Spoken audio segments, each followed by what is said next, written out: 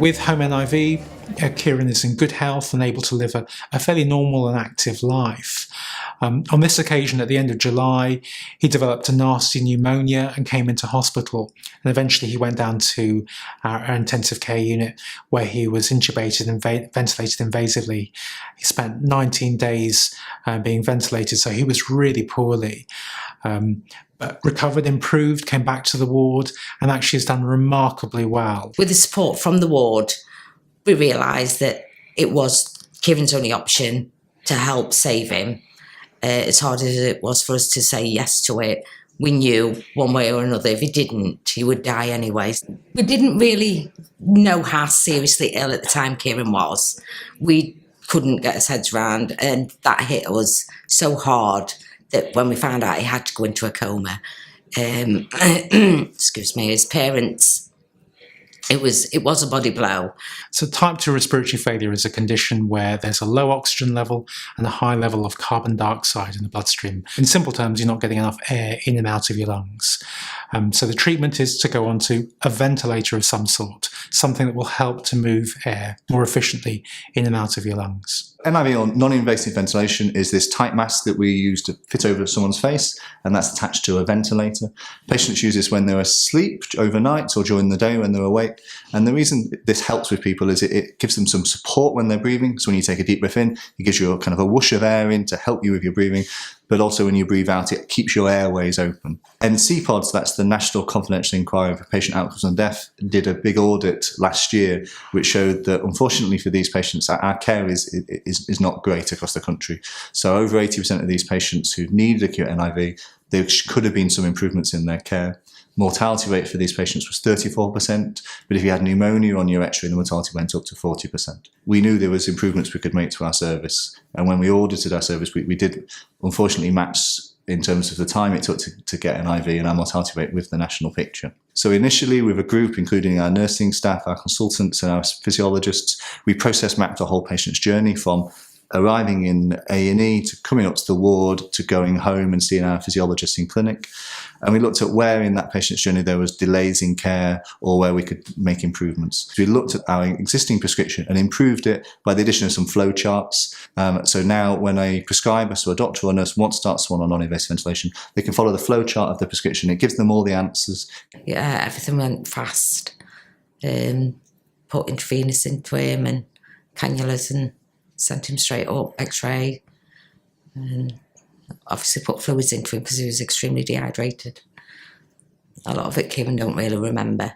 We identified that he was going to require, because of his kyphoscoliosis, that he suffers from quite a severe kyphoscoliosis, that he'd need to go home on non-invasive ventilation. We've reduced the time it takes to an IV by half. So previously it took over 3 hours to start non-invasive ventilation for a new admission. Now it's just over an hour and 20 minutes. When we came to the ward, unfortunately, we realised that a vast majority of the time there was not a bed available for the patient, so there was a delay in their care. So we created this online real-time service dashboard. So every morning we have a board round with the consultants, all our doctors, physios, pharmacists. Ask us questions like how many patients we have on NIV, how many beds do we have available, have we got 2-to-1 nursing, is there a consultant there? If all those are yes, then fine, we can go ahead. But if there's any of those aspects that we're not adhering to, it brings up a flag and it advises you what sort of action to take to make sure that we're operating safely. And the policy that we used was agreed also with our bed managers, with our management team as well, so that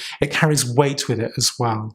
And then on discharge, we already had great links with our respiratory physiologists, but we've slightly improved the pathway for discharge, and the physiologists have their own internal checklists to make sure that every discharge somewhere is safe by making sure that patients know how to use their machine, they have their own machine, and that follow-up appointments have been arranged. We come home, like I say, vast improvement in his health and in his well-being, that he could function during the day, whereas he wasn't before.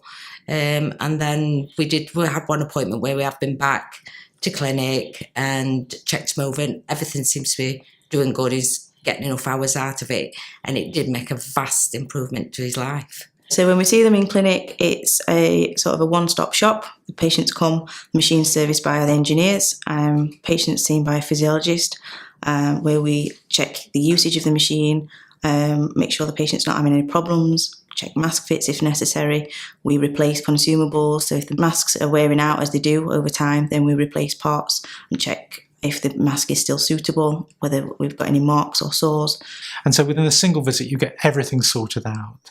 And that means that patients get a very smooth service. 90% of our patients, or 95% of our patients, are meeting the 4-hour target in A&E. So what happens if you're one of the 10% or 5% of patients who doesn't meet that 4-hour target? How are we changing what we do for that patient? And so that's why the information that we collect with the dashboard, with the NIV prescription, and with our checklists on the ward are specifically tailored to influencing the individual patient's care. It changed his lifestyle completely, because prior to that, Kieran was sleeping nearly all day, you know, till 12 o'clock in the day before, and then when he'd get up, he'd still be tired. To me, I reckon it's a good machine for people like me to have and to help him breathe. I get on with it really, really well. I put it on my son when I go to bed, and when I get up in the morning, I take it off and put a fresh mask on. We went to a national conference and presented this non-invasive ventilation. And since then, 50 different trusts, using the magic of Twitter, have contacted us and asked if we could share our prescription with them. So now 50 out of 135 trusts across the country have had our prescription and are using elements of that prescription, or the whole prescription, to improve their own care. And it's been a great place to work for the last year and a half. The trust as well has been really supportive, from chief executive to medical director, on helping us with these projects. And the trust have really invested time, especially in this service following NCPOD. We're all still motivated to push it even further, and we're never going to stop trying to improve our service. Everybody's just been fantastic. I couldn't thank you enough for everything that was done. Come here.